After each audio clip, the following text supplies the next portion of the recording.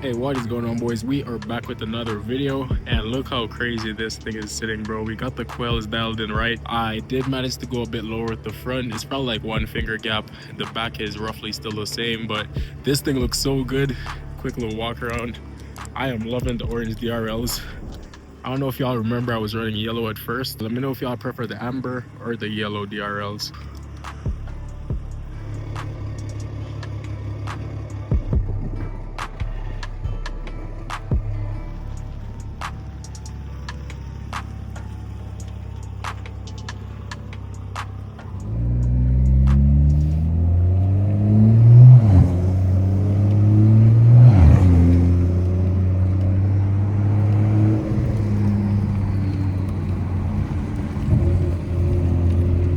Hey boys, this is also the first drive back with the front lip as well, and I've never had the front lip on coilover, so hopefully I don't break it because this thing is not cheap.